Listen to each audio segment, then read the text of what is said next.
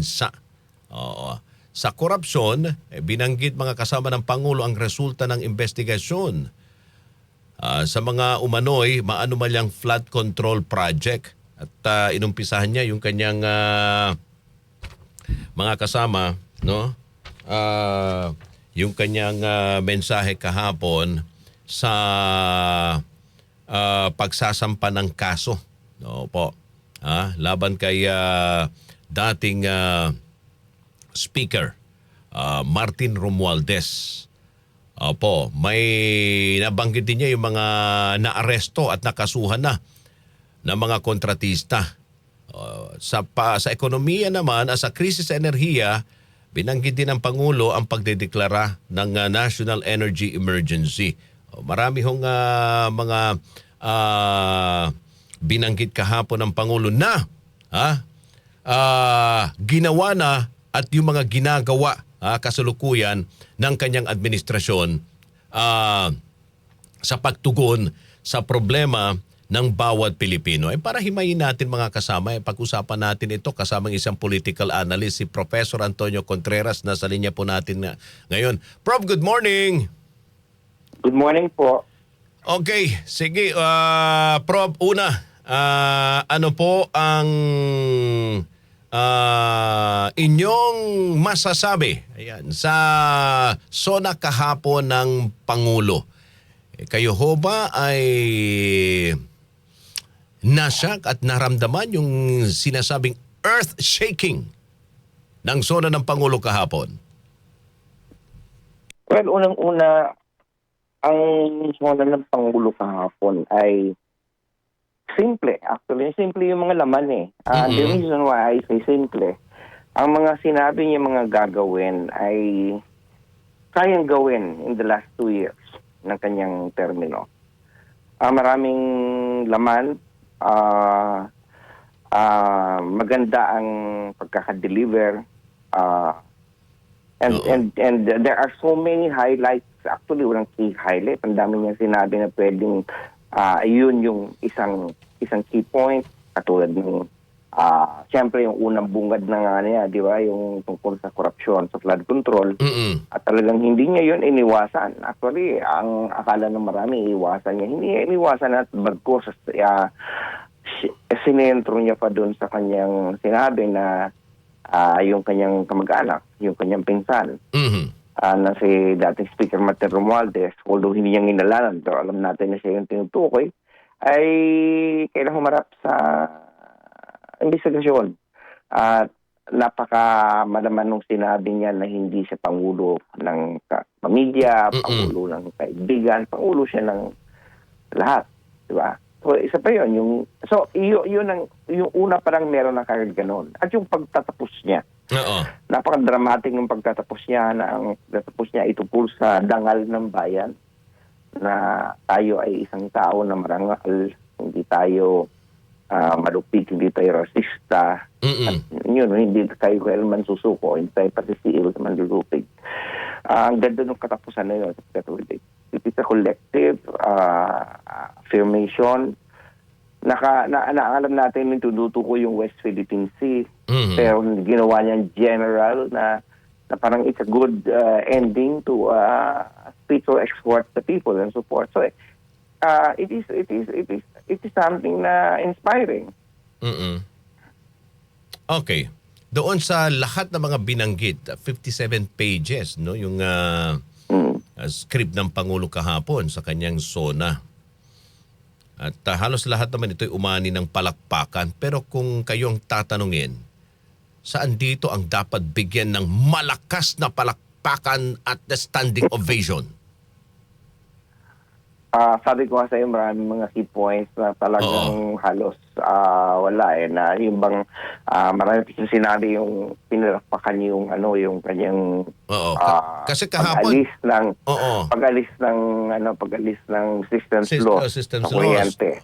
Yung tax relief. Yung tax relief sa 350,000 pag gano'n hindi ka na magbabayad bagyo ng iyong kita at napakadami pa, kasama na rin yung pagkita na meron tayo yung deposito ng liquefied natural gas.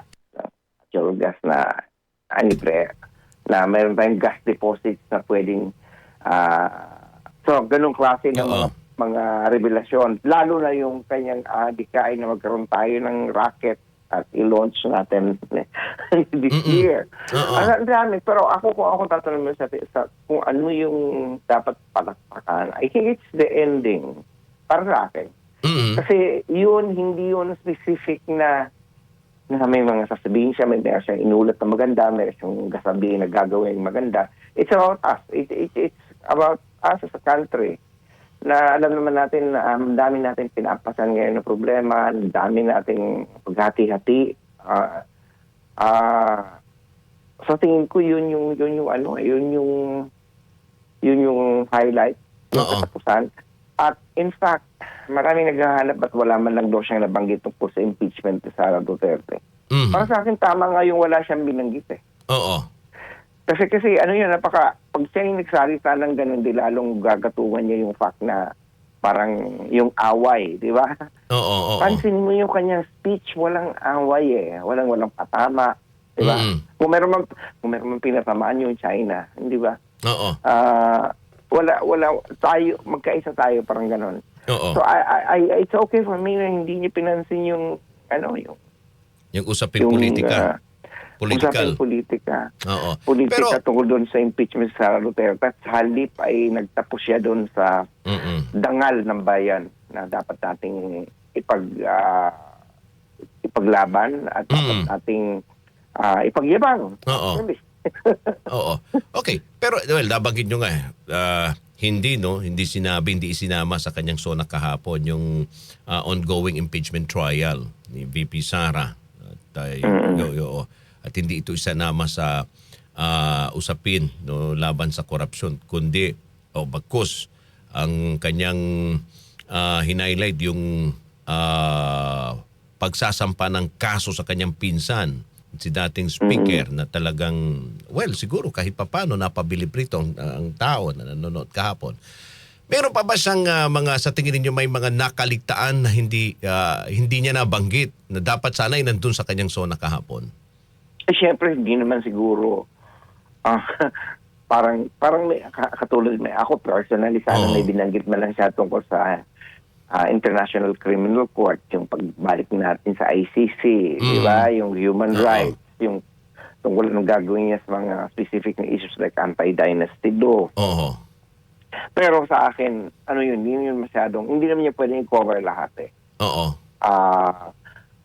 At so, binanggit niya yung Pax Silica, di ba? Malinaw na inilagay niya sa sarili niya doon sa punto na suportado niya ang Pax Silica. Ako kasi, although ako walang problema sa Pax Silica, as a commitment, kailangan nating pag-aralang maigi yung epekto nito at bago tayo pumasok dyan, kailangan masusing mga konsultasyon at saka dapat siguraduhin natin hindi maka-epekto sa environment.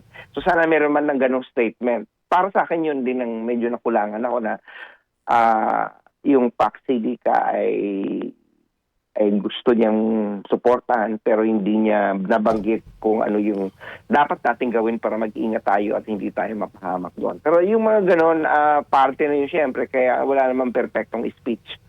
Hindi naman pwedeng enumerate siya lahat. Yung nasa aking gusto ay nandoon. So, there are certain things that I wish he could have said, but for me, hindi ko hinahanap yung mas na ko yung mga nabanggit niya. Oo. Okay. Well, siguro dahil yung usapin ng ICC baka mamaya ito ay i-connect na naman, di ba, sa mga Ayun na nga. Oo. Baka hahaluan yun ng politika. Hahaluan na naman ang politika. Oo. Parang iniwasan niyo yung ganung angulo na mabanggit pa lang yung anything about the Dutertes. Oo. Or what, iniwasan niya yun. Oo. Well, inumpisahan niya kahapon yung kanyang son, of course, yung kaugnay sa issue ng flood control at ibinalandra niya lahat yung mga ginagawa ng kanyang administrasyon sa pagtugon sa mga problemang kinakaharap ng bawat Pilipino, usapin ng pagtaas sa presyo ng produktong petrolyo, yung pagbibigay ng tulong, yung uplift, 'di ba, na programa niya. Bago pa man nangyari yung SONA kahapon, yung survey na lumabas, laspag ang Pangulo, mababa yung kanyang nakuhang rating.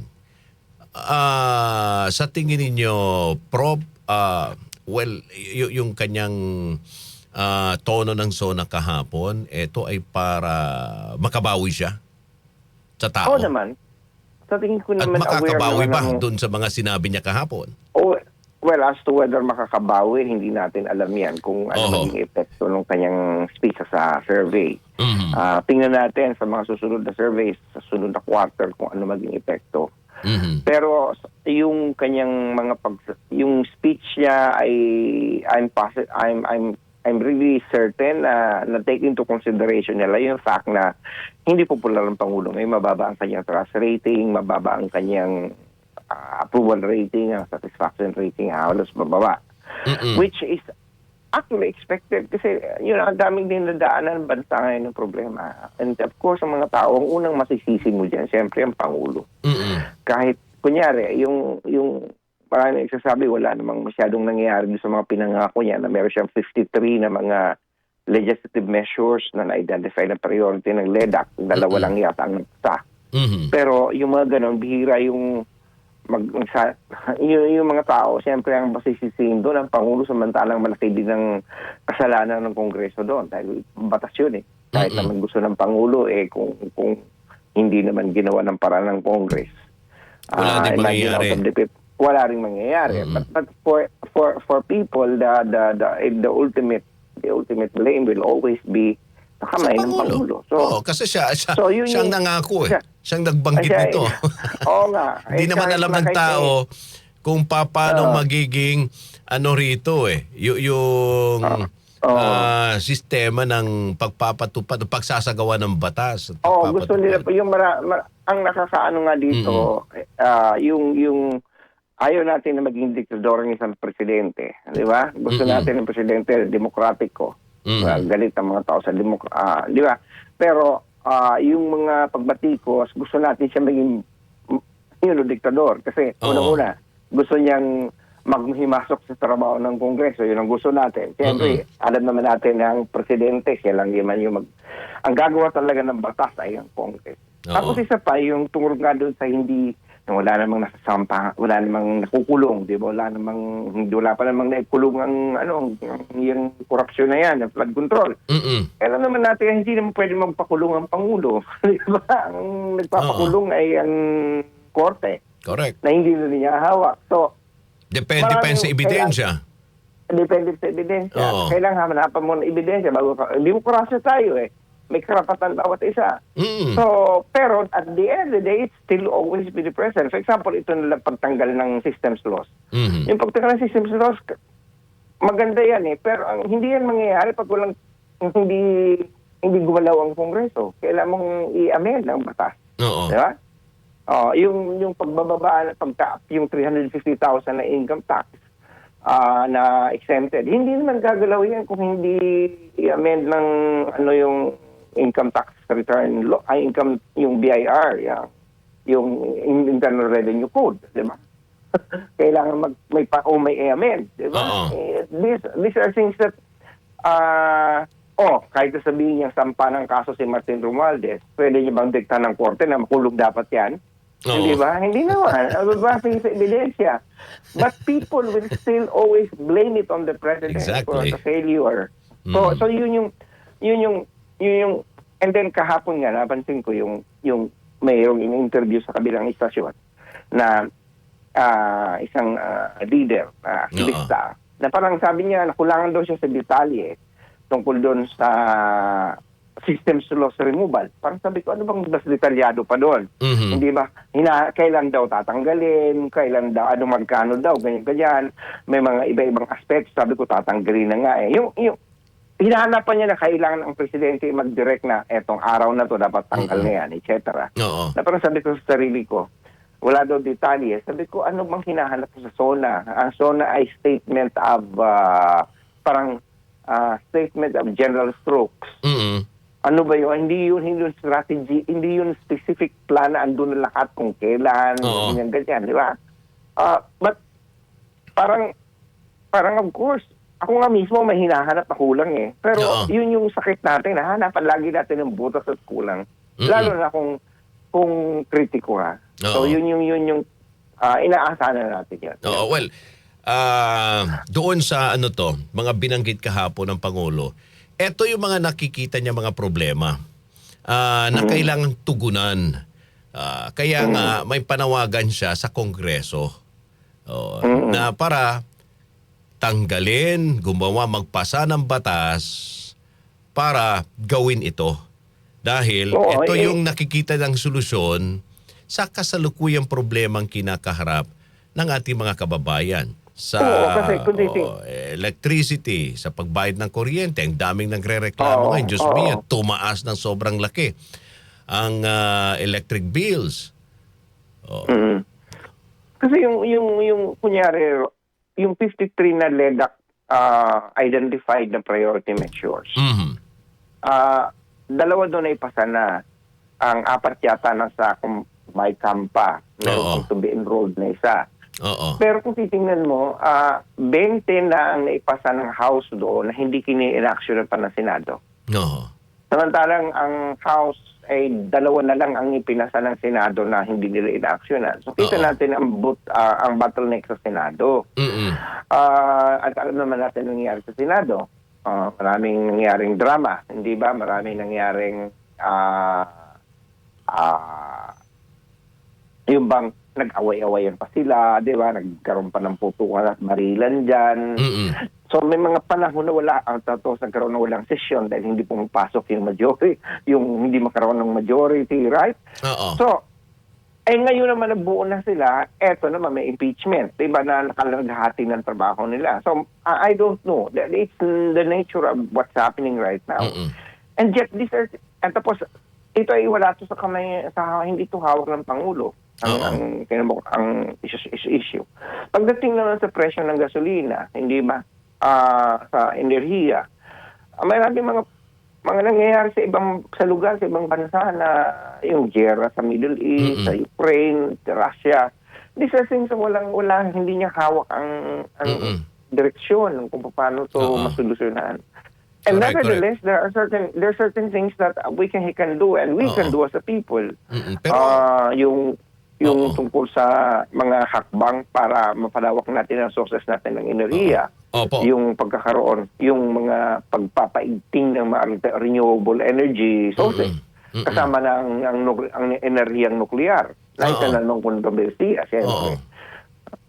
Pero the fact na binabanggit ito ng Pangulo sa kanyang report, di ba, sa Taong Bayan, sabi nyo nga, talagang babalikan. Hahanap-hanapin ito ng mga Pilipino. Kasi sinabi niya ito at sinabi niya ito sa kanyang SONA at tinutukan ito ng mga Pilipino. Kaya kahapon kung makikita ninyo, iba-iba yung reaksyon ng Taong Bayan. Okay, yung mga ordinaryong Pilipino, yung mga nasa karinderya na kumakain at nanonood sa SONA ng Pangulo, yung mga tricycle driver, yung mga pedicab driver, yung mga nasa palengke, yung mga may mga maliliit na pwesto, yung iba believe na believe sa mga sinabi ng Pangulo. Yung iba na may sinasabi, nako, maniwala kayo dyan. Di ba? Yung mga, hindi mo maiiwasan. Kasi siyempre, ang tao, pag tinutukan yan, yung mga pangako, yung mga sinasabi ng Pangulo, talagang hindi yan nila, malilimutan. Like, okay, last year, ang tanong ko, Prof, sa SONA, yung ika-4 na SONA, alin na ba doon ang naipatupad, nagawa na ng Pangulo? Doon sa mga binanggit niya na, well, of course, flood control, naging mainit na issue yan. At sabi nga dito sa kanyang ika-5 SONA, may mga nakasuhan na, may mga nakulong na. But ang tao hindi pa rin kontento doon Kasi hinahanap nila yung pinaka-mastermind sa anomalya. Meron ng kahit na sinabi niyang hahayaan niya makasuhan ng kanyang pinsan, hindi pa rin sapat yun Correct, oo. Di ba? Meron ako nakita na yan ay sa congressional. Ano naman yung mga sa executive, sa kabinete niya, yung mga gano'n. So, may hindi pa rin sapat yan, may hahanapin pa rin. Ako ang kung meron yung tinutumbok mo ngayon tungkol doon sa flood control and corruption, yung mahiya naman kayo. I think that was the thing that in his last SONA that really was the prominent statement that I can say something happened. Oo. Hindi ako naniniwala na wala namang nangyari doon. May nangyari Oo. na may mga tao ng mga diskaya nakakulong na. Mhm. Di ba? Wala nga lang talaga, hindi nga talaga natin basta-basta sabing, nakakulong pero hindi pa naman yan forever, hindi pa nahatulan. Di ba? Oo. Well, sapagkat may proseso, di ba? Pero at least andyan na. Meron nang nangyari na nagkaroon na ng diskurso tungkol sa pagbabantay tungkol sa salapin ng bayan. Oo. And so, kung kulang pa yan, naturalmente, hindi talaga yun magiging sapat sa mga kritiko. Hindi yan Oo. magiging sapat doon sa maraming hinahanap. Oo. But to say, ako doon ako medyo nakakarinig ako na wala namang ginagawa yan eh. Ibig sabihin, parang walang nagawa. Saan ka bang planeta nagtago sa buong isang taon? Hindi ba? Ang walang nagawa, zero. Hindi ba? Ay, sa tingin ko naman, At least hindi nakita naman siguro natin may walang mga nagawa. Prof, at least may nakita natin na may mga nasampahan ng kaso. At kahapon binanggit na mismo niya yung pangalan ng kanyang pinsan. Nakakasuhan. Nakakasuhan. At saka hindi na, marami nakasuhan na. Hindi na nga, sasabihin niya marami, dapat daw binanggit isa-isa yung mga pangalan. Sabi ko, well, style na yun ng speech. Oo. Diba? Style niya na yan. Pero at least the fact na merong nagawa na. So, medyo doon naman ako nag-ano na parang sobra naman tumatangod. Sabihin ko lang nagawa ni isa. Diba? Sa tingin ko naman, ang presidenteng ito, maaaring hindi perpekto. Maaaring mayroon siya mga pagkukulang. Pero para sabihin mo, at ano man yan, kahit si Duterte man yan noon, o si Noynoy man yan, o si Gloria, hindi mo pwedeng masabi ng isang administrasyon walang nagawa. Lahat yan may ginawa. Oo. Diba? Alright. Pero kung i-rate nyo yung SONA kahapon ng Pangulo, from 1 to 10, ilan ang ibibigay ninyo? Ang gagamitin mong grade ng UP. Oo. Sa ating matas 1. Oo. Sa akin, 1.25. Ayun. Oo. Hindi naman siya perfect, pero medyo impressed ako. Kasi unang-una, hindi siya, ang nakita ko sa inyo, very precise, very crisp, Oo. very simple ang pero may lugar na may kurot. Merong yung yung ending, yung dangal. Hindi siya divisive speech. Oo. It's about the legacy that he wants to leave. And this legacy is simpler, doable, kayang gawin, wala yung mga putukan natin platitudes, wala yung matataas na mga, mga abstraction. Oo. Napaka-concrete yung mga steps na gagawin na kayang panggawin sa dala. I think he's thinking of his legacy of the last 2 years of his term. Okay. So siguro yun ang tingin ko na tinutukan niya, yung kaya pang magawa. Alright. Hindi siya nangako on something na Imposible mangyari sa natitira niyang 2 taon. Na 2 taon. Lahat ng mga sinabi niya ay doable kung magagawa at makipagtulungan ng ibang sangay ng pamahalaan. At ang bayan, siyempre. Alright. Prof, maraming salamat sa inyong oras at panahon. Walang anuman po. Thank you very much. Professor Antonio Contreras, political analyst. Straight to the point.